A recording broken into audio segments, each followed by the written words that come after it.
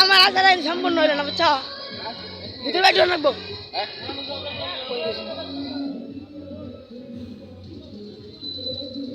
আমার আশা কমপ্লিট হলে নড়াচড়া হয় নাকি দাঁড়াই থাকলে নড়াচড়া হয়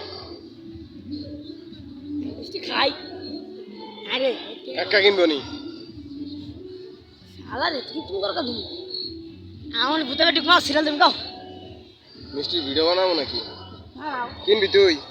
কয়টার কিনবি খাবেনি বইয়া খাম